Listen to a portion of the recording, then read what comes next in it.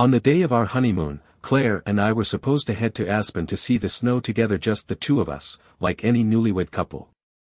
But instead, she brought along Ryan Kim, her male secretary, as if that were totally normal. I stood there at the airport, suitcase in hand, while Ryan looked over the itinerary and complained about not packing warm clothes. "Mr. Walker," he said, flashing a polite smile while keeping his eyes fixed on Claire, "why don't we go hiking instead? The last mountain Claire and I climbed wasn't really a challenge. Maybe we can find something more intense this time." And Claire, without even glancing at me, nodded and murmured, "Yeah, the cold might be too much for you. You've got that weak constitution." I don't know what hit me harder, her ignoring me or her changing our plans just because Ryan didn't feel like freezing his precious toes. I didn't say anything. I just stood there, watching her cancel our original tickets and book new ones. She never once asked what I wanted. Not once. And just like that, I found myself walking away from the gate and calling her from a distance. She turned around and looked annoyed, like I was inconveniencing her. "James, you're the one who said you wanted to go on a honeymoon. What are you doing?" So she did remember it was our honeymoon. That shocked me more than anything. I stared straight at her and said, "I'm not going with you." "Go with him." She frowned, and Ryan stepped forward with that pathetic, performative concern. "Miss Carter, if James wants to go to Aspen, I'll come too. I'm not afraid of the cold. Please don't fight because of me." Claire just stared at me, her expression unreadable, then said, "Don't regret this," and walked off toward the gate. Ryan shot me a smug smile and followed her without hesitation. I stayed there for a long time. My hand still gripped the handle of my suitcase, even though I didn't feel like I was holding anything anymore. My heart. That was already on the floor. Eventually, I boarded a different plane, one headed to Aspen. Alone.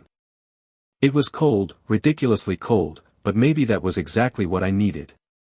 The snow buried my anger, my confusion, even that pitiful hope I had clung to for 10 years.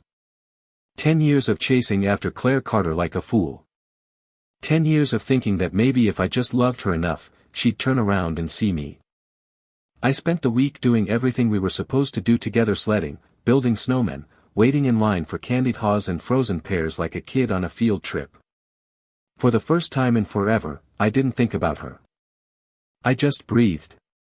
But then she called. 7 days later.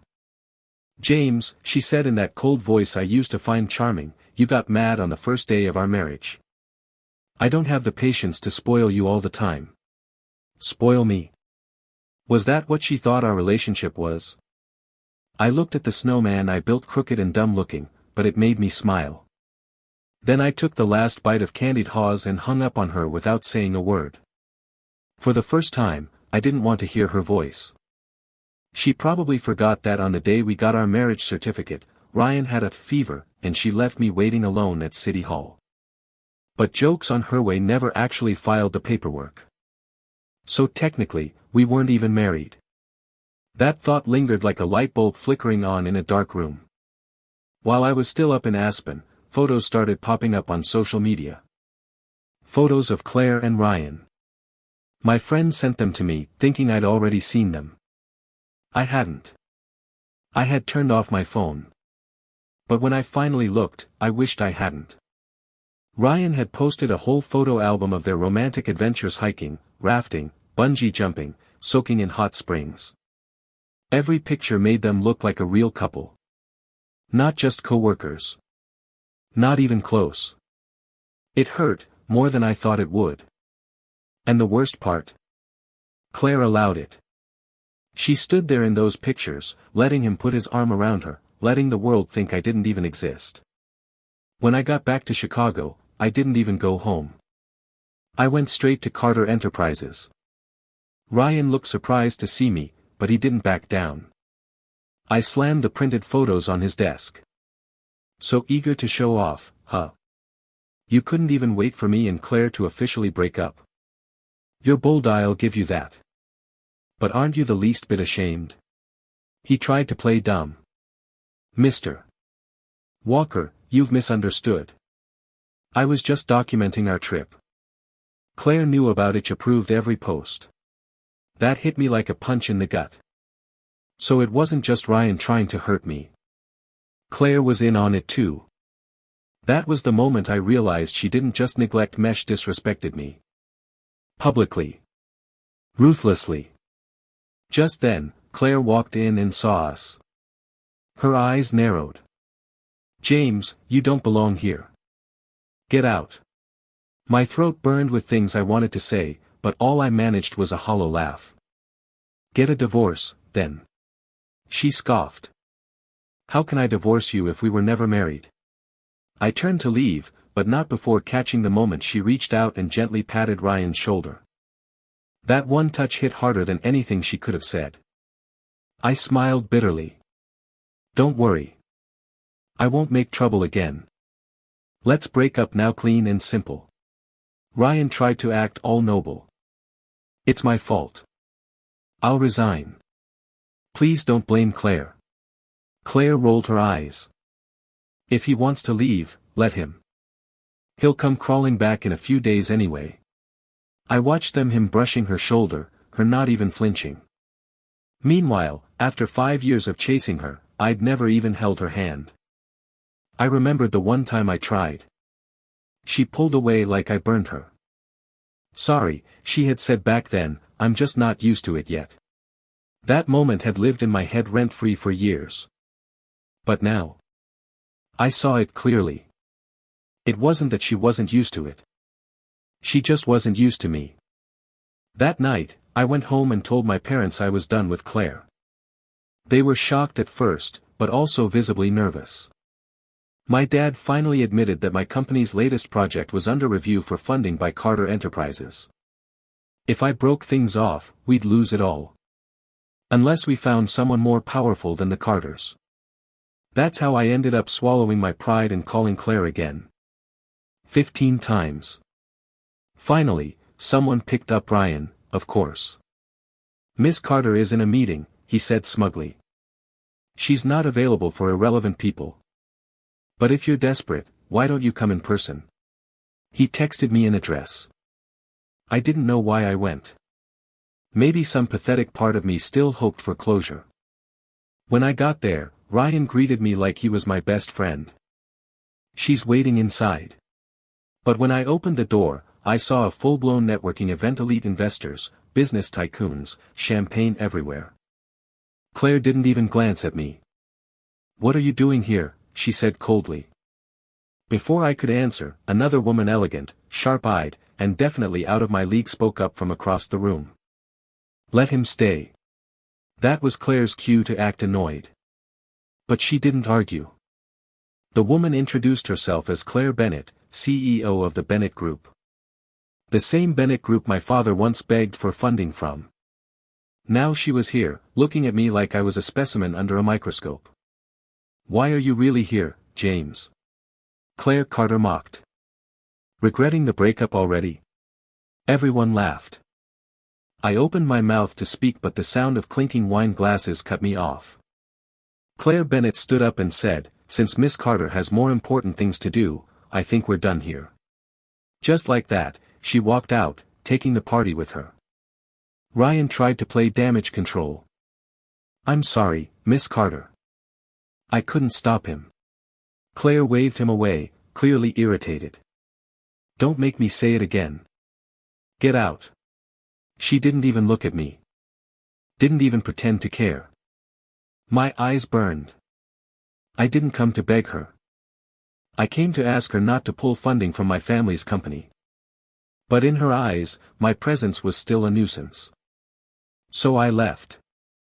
Again. Quietly. That's when I heard Claire Bennett's voice behind me. Don't look so pitiful, it's ugly. I turned around, startled. She smirked and picked up her phone. I forgot this. Then she added, almost begrudgingly, I admire you, you know. I didn't know what she meant, but I muttered, I don't like her anymore. It's over. She raised a brow like she didn't believe a word I said. Neither did I, to be honest. And yet something about the way she looked at me made me believe that maybe, just maybe, not everyone would treat me the way Claire Carter had. That night, she made an offer. She'd fund my family's company. On one condition: I marry her. Claire Bennett. The most untouchable woman in the room. And for the first time in years, I didn't feel like I was begging. I felt chosen. I didn't sleep that night, not even a wink, and it wasn't because I was still thinking about Claire Carter or the humiliation she dumped on me. It was because Claire Bennett's offer kept circling in my mind like a moth around a flame, burning up every last excuse I had to say no, and the worst part.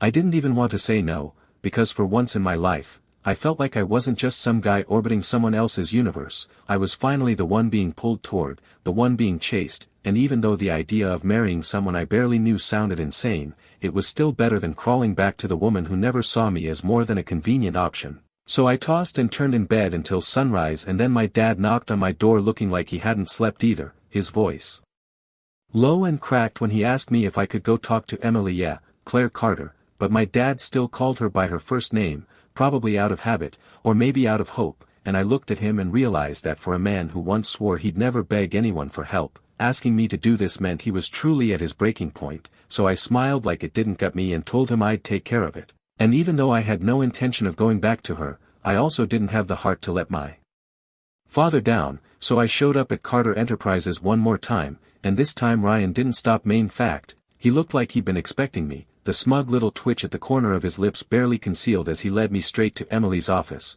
then shut the door behind me like he was locking in the drama for his own entertainment, and there she was, sitting behind her desk with her back to me, massaging her temples like the world was too loud, too much, and without even turning around.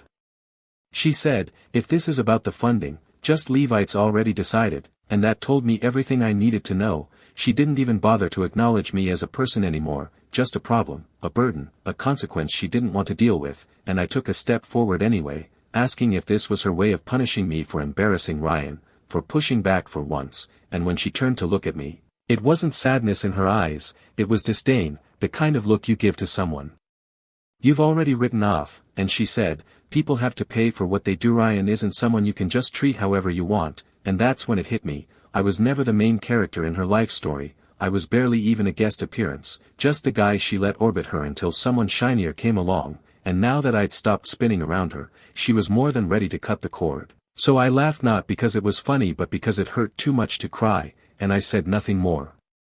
Just walked out and shut the door behind me like I was sealing a chapter of my life that should have ended long ago, but of course Ryan couldn't help himself. He followed me out with that little smirk and said something about how cheap it was for me to give up so easily, how I must not care about her after all, and before I could stop myself, I turned around and slapped him twice across the face, hard, loud, the kind of slap that doesn't just sting skin but bruises pride, and he staggered back.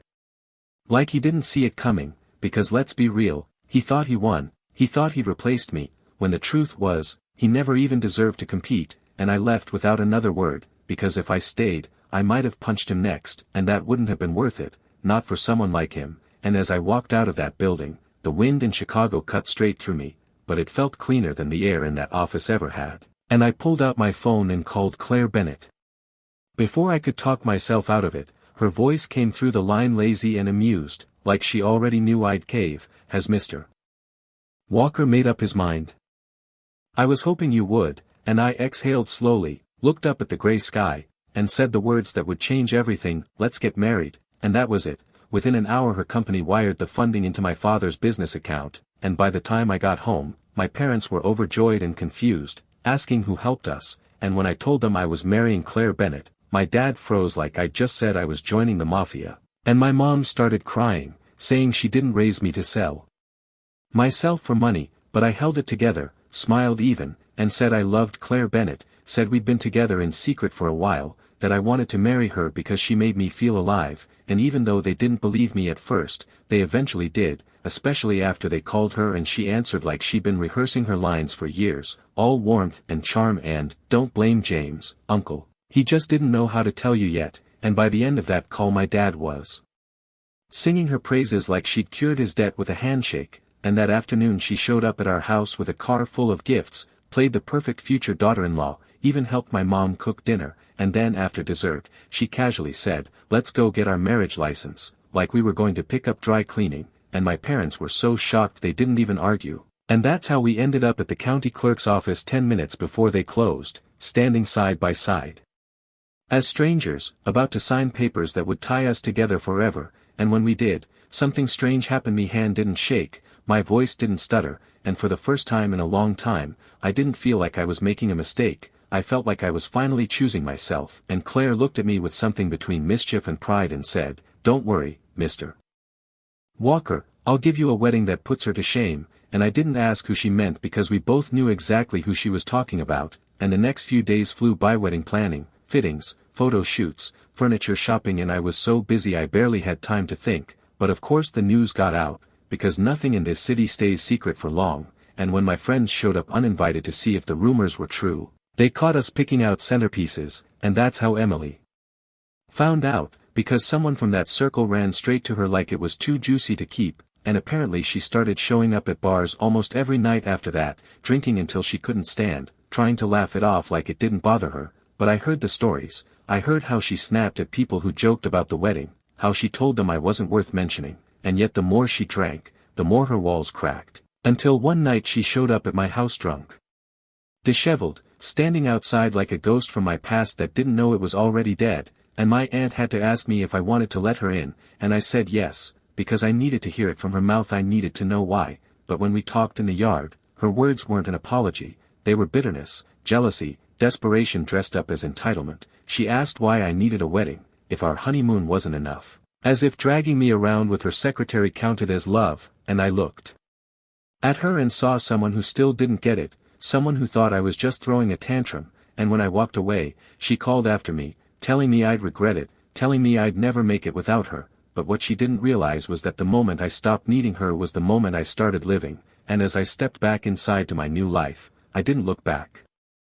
The morning of the wedding felt surreal, not because I was marrying the love of my life, but because I was marrying a woman I barely knew who had somehow done more for me in a week than Emily Carter had done in 10 years, and maybe that sounds harsh, maybe even pathetic, but I stood there in front of the mirror adjusting the suit Claire Bennett had picked for me and felt something I hadn't felt in a long time: peace, not excitement. Not anxiety, just a quiet kind of stillness, like I had finally let go of the storm I used to chase. And as I fixed my tie, the makeup artist joked that I looked like a groom crying tears of joy, and my mom, wiping her own eyes, whispered, "Our James is finally starting a family." And even though they didn't know the truth that this whole marriage started as a business deal, I kept smiling, because at the end of the day, Claire really did save us. She gave my family a lifeline when no one else would. And even though I told myself I didn't owe her anything beyond gratitude, a part of me was starting to wonder if there was something more to this woman who always seemed 2 steps ahead of everyone else, because if this was just a transaction,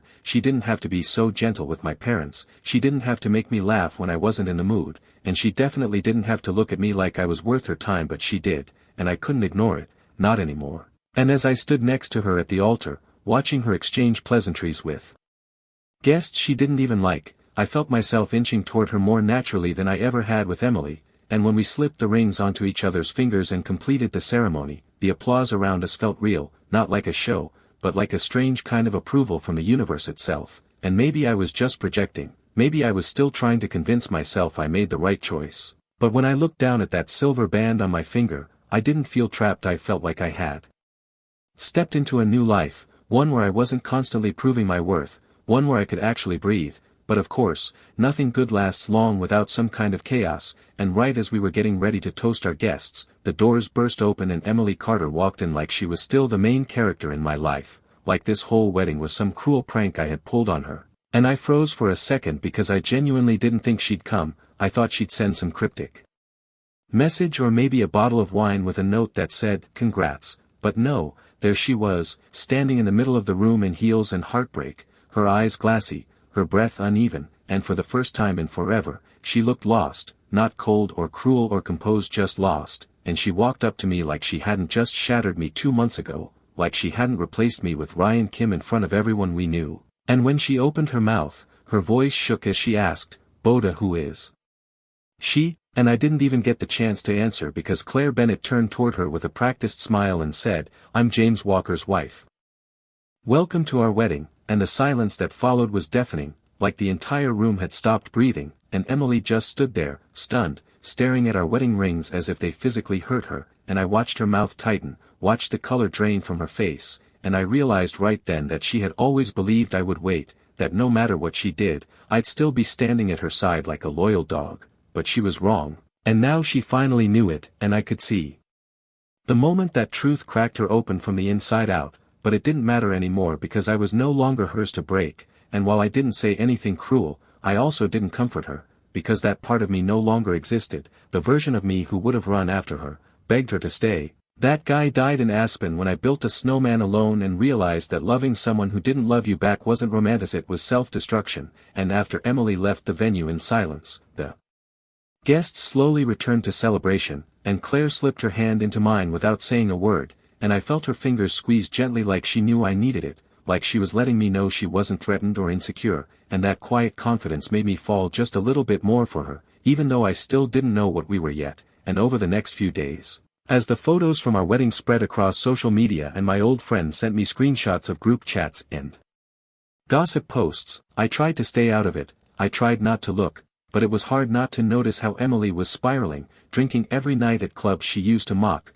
showing up to brunches hungover and glassy-eyed, snapping at anyone who mentioned my name, and from what I heard, her own father showed up at a club and slapped her in public, accusing her of ruining the Carter name over a man, and even though I wasn't there, I could picture it vividly, her sitting slouched in a leather booth, surrounded by the same people who used to worship her, now whispering about how far she'd fallen, and apparently that's when the truth came out, when someone asked her point blank when she and I had gotten divorced, and she broke down sobbing, yelling, "We never even got married," and it hit everyone like a bombshell, because no one had known that on the day we were supposed to sign the papers, Ryan had a fever, and she left me waiting outside the county clerk's office, and she never came back. And I never reminded her, and somewhere along the way, we just kept pretending like we were already husband and wife, and for her, I think she believed the label was implied, like I belonged to her no matter what, and now that she saw me married to someone else, the reality finally sunk in that she had never owned me, that I had always been free to walk away, and I finally did, and maybe that's why she couldn't stop crying, because the man she thought would always be there wasn't, and around the same time, I started hearing about how Claire had blacklisted Ryan Kim behind the scenes, how he lost his cushy job at Carter Enterprises and jumped ship to a competitor, only to have that company collapse under a PR scandal linked to him, and while no one said it out loud, everyone suspected Claire Bennett had pulled the strings, and maybe she did, maybe she didn't, but I won't lie, I didn't feel sorry for him, not even a little, and when I asked Claire about it, she just smiled and said, "I don't like people who try to take what isn't theirs," and that was the end of that conversation, and a week later, she took me back to Aspen, the place where all of this had started, and this time we weren't alone, we were together, really together, snowball fights, matching scarves, eating candied haws like tourists, and one afternoon while I was napping, she was outside taking a call, the sun hitting her like something out of a painting, and I watched her from the window thinking, how did I get here? How did this woman who once felt like a stranger become the only person who made me feel safe? And when she came back inside, she touched my forehead gently and asked if she woke me up, and I stared at her like I was seeing her for the first time, and finally asked the question that had been sitting in the back of my mind for weeks, why me? And she didn't dodge it, she took me to a photo studio, and there on the wall was a picture of me from years ago, eating candied haws beside a crooked snowman, and I blinked, stunned, and the owner smiled and said, "Miss Bennett brought this in ages ago." She said it was her favorite, and I turned to Claire, and she looked a little embarrassed, but she still said, "I liked you before you even knew I existed, you just never looked back," and in that moment, everything clicked, all the quiet glances, the unspoken patience, the way she always seemed to show up when I needed her most, and I realized that while I was busy chasing someone who couldn't love me, someone else had been quietly waiting for me to wake up, and I finally did. Claire took me on what she called a reclamation tour, and I didn't understand what that meant until she started planning out every single stop, each one a city or resort Emily had visited with Ryan Kim, and at first I thought she was trying to mock them, but then I realized it wasn't about revenge, it was about giving me those memories back, replacing bitterness with joy, overriding pain with warmth, and at each place we went, she was all in smiling for photos, dragging me to local food trucks, pretending to be a tourist so convincingly that sometimes even I forgot who we were. And after 3 months of non-stop travel, something in me shifted, like the final lock inside my chest had been undone, and it didn't feel forced or transactional. Anna Marie, it felt natural, like we had always been meant to arrive here, just not through the front door. And when we got back to Chicago, my friends were already blowing up my phone with gossip because apparently Emily had fired Ryan out of nowhere, and word on the street was that he had jumped ship to Carter Enterprises' biggest rival, only to be rejected by their board, and somehow, within weeks, Claire's people had secured 3 of Carter's biggest clients, and now Emily was getting grilled by her own board and forced to step down from all leadership roles, and no one was really surprised except me, because even though I'd seen Claire be calculated and composed, I never saw her as vengeful. But then again, maybe this wasn't about revenge. Maybe it was just about making room for the future by clearing out the rot, and I didn't ask questions. I just stood by her like she once stood quietly behind me when I had nothing left, and only later did I find out the real story behind the Emily-Ryan fallout, because one of my old co-workers sent me a voice note where Ryan was bragging in the break room about how he was this close to becoming Mr. Carter, joking with the others about whether they should start calling him Mr. Lou, and they all laughed like hyenas until the mood shifted because Emily walked in without warning. Dead silence followed, and one guy tried to cover for him, but it was already too late. Emily had heard everything, and I could only imagine the look on her face when she realized the guy she thought was loyal to her had been using her the whole time, just like she once used me. And apparently, she didn't say a word, just looked at Ryan, then turned and walked out, and by the end of that day, he was gone, wiped clean from the company like he'd never existed. And while I would have paid good money to see that scene play out, I didn't need it anymore, because what came after was even more satisfying. Emily's silence, her absence, the way her name stopped being a headline and started being a warning. And one afternoon, as Claire and I were preparing for a quarterly board dinner, she handed me a photo album filled with our trip pictures, and on the last page was the wedding photo from Aspen, where we were hugging in the snow, our cheeks red, our smiles real. And I don't know why, but I just stared at it for a long time, and she looked over and said, "Do you regret any of it?" And I didn't even need a second to think. I just shook my head and told her no, not even for a second, and I meant it. But life doesn't pause for poetic moments, it just keeps moving. And 6 months later, Claire found out she was pregnant, and even though she tried to act chill about it, I could see the way her hands trembled slightly when she showed me the test, like she wasn't sure how I'd take it. And I laughed harder than I had in weeks because the idea of building a life with her didn't scare me anymore. It made me want to try harder, to be better. And we went to every appointment together, picked out baby names, debated over nursery paint colors, and then one day while checking into the hospital for a routine scan, I ran into Emily, or at least the ghost of her, because the woman who passed me in the hallway didn't look like the Emily Carter I used to chase. She looked small, exhausted, like a version of herself had been burned out from the inside. And she didn't even make eye contact, just whispered a raspy, "I'm sorry," as she walked past, and I didn't respond, not because I was being cruel, but because there was nothing left to say, nothing that would change anything. And Claire slipped her arm around mine and guided me forward, as if to remind me that I wasn't walking alone anymore.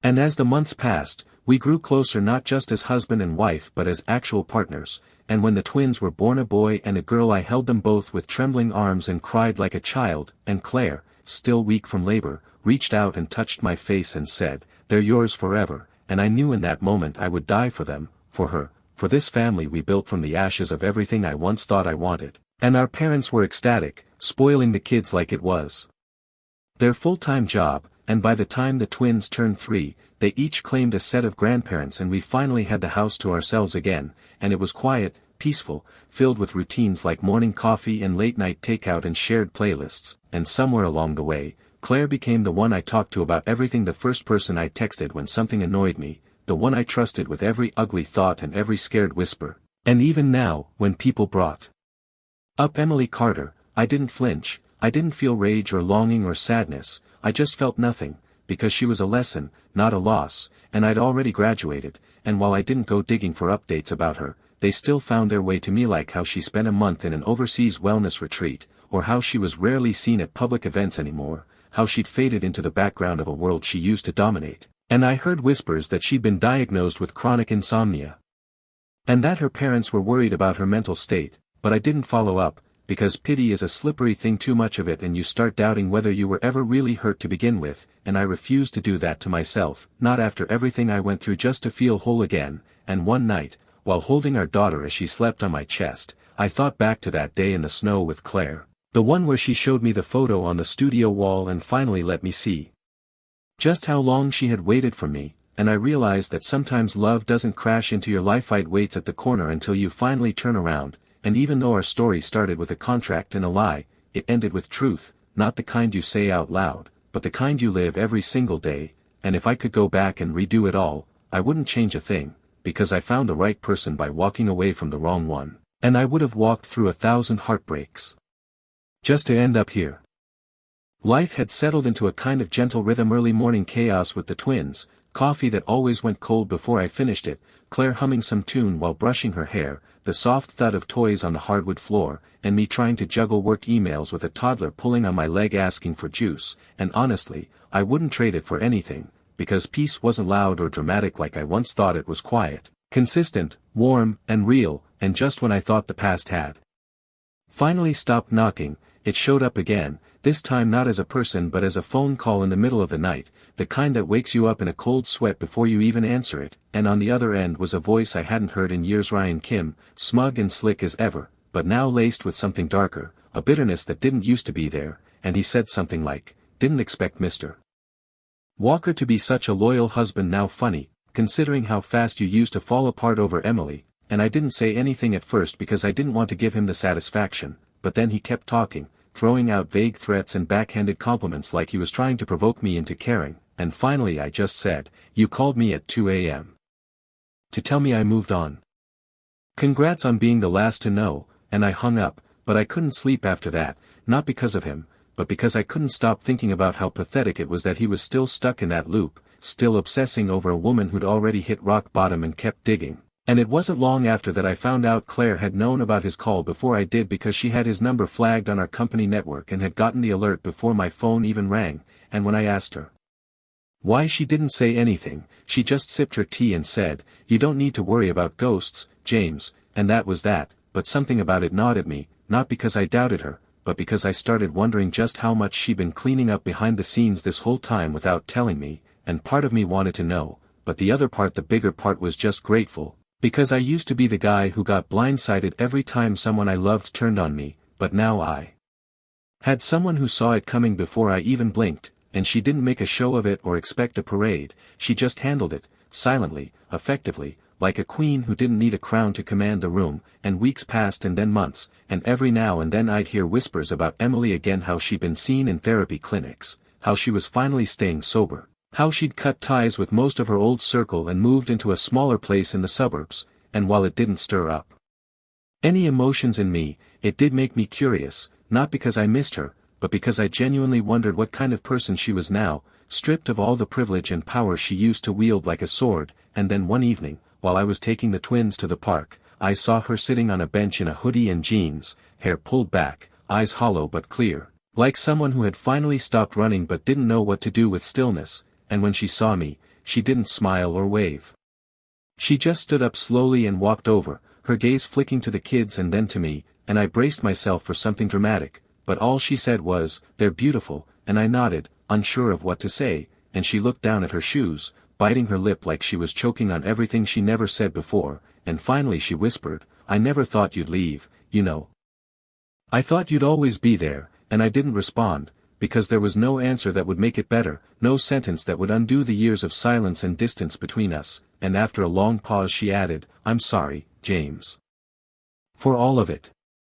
I don't expect forgiveness, I just needed you to hear it from me," and with that, she turned and walked away, and I stood there for a while, watching her fade into the horizon like the final scene of a movie I'd already rewatched too many times, and when I got home, Claire didn't ask me where I'd been or if I saw her, she just looked at me and said, "You okay?" And I nodded, and she smiled like that was all she needed, and that night, I lay in bed thinking about how wild life was, how one person could once feel like the center of your universe, and then one day, they're just background noise, a faint echo of who you used to be, and a few weeks later, Claire and I took the kids to a family wedding, and of course the event was crawling with people from my old circle, and I could feel the stares, the whispers, the curiosity buzzing just beneath the surface, and someone actually had the audacity to walk up to me and say, "Did you ever think Emily would fall so far?" And before I could even open my mouth, Claire stepped in with a smile that could slice steel and said, "Some people fall, and some people grow." James just outgrew the chaos, and the woman's mouth snapped shut like a mouse trap, and I just looked at my wife in awe, because she didn't just defend Mesh reminded everyone exactly who I was now, and I was no longer the man who begged to be chosen, I was the man who chose, and I chose her, every damn time, and when we got home that night, I pulled her into my arms and kissed her like it was the first time, and she laughed against my lips and said, "What's gotten into you?" And I said, "Nothing, I am just really, really glad I didn't miss this," and I meant every word, because this life, the one we built together, wasn't just some rebound fairy tale, it was real, messy, beautiful, and ours, and even now, when I think about everything that happened, I don't feel regret or revenge, I feel gratitude, because it took losing everything I thought I wanted to finally get everything I truly needed.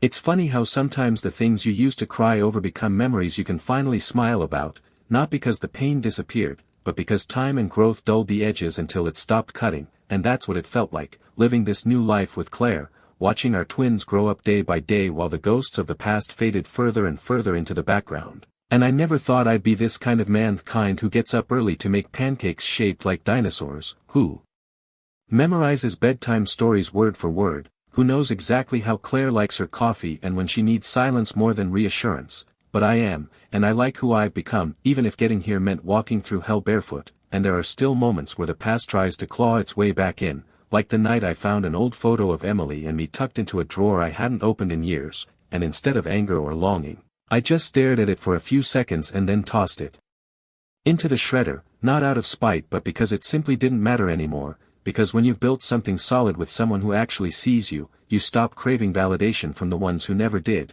and that became even clearer one rainy evening when I was stuck in traffic on my way home and Claire called me to say she'd already made dinner, and her voice was warm, casual, no pressure, just her way of saying, "I miss you." And when I finally pulled into the driveway, I saw the lights in the kitchen glowing through the windows, heard the laughter of our kids, smelled the garlic bread she always burned slightly on purpose because I told her once I liked it that way, and in that moment I felt like the richest man alive, and yeah, maybe this isn't the love story I originally planned, maybe it didn't come wrapped in the person I thought I wanted to marry, but it came with something better: truth, loyalty, peace, and partnership, and that's worth more than all the fantasy romance in the world. And speaking of truth, about a month ago Claire and I were invited to speak at a business leadership summit. She was the keynote speaker, of course, because that's who she is now, a powerhouse CEO, mom of two, wife, and total icon, and they wanted us to talk about building personal and professional resilience together, and I'll be honest, I didn't want to do it at first,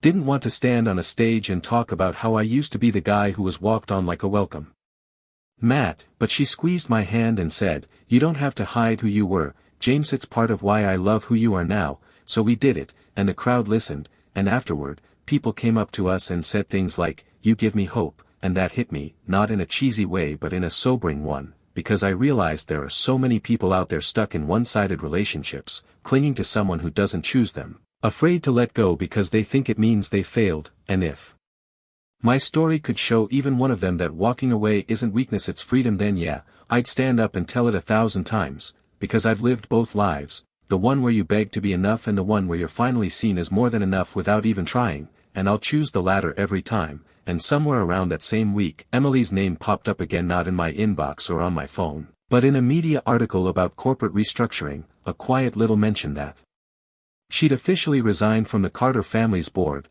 and I stared at that sentence for a while, not because it shocked me, but because it made sense, like the final chapter of a story that had been dragging too long. And I heard from someone that she'd moved out west, started consulting for small businesses, kept her head down, rebuilt her life from the ground up, and for what it's worth, I hope she's okay. Not out of guilt or leftover affection, but because no one deserves to be defined forever by the worst version of themselves, and I know I wouldn't want to be.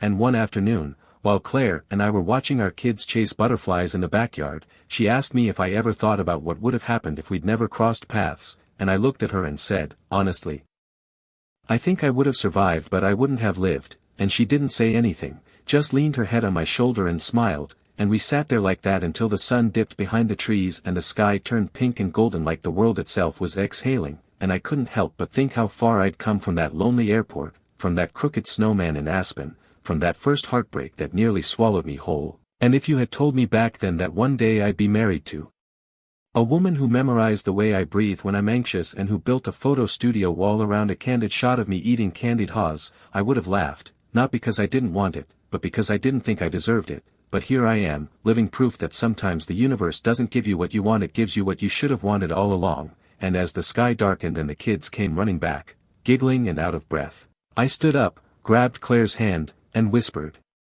"Let's go inside," and that was it. The perfect ending to a story that wasn't really about falling in love with someone else. It was about finally falling in love with the version of myself who knew when to stop chasing someone who never looked back.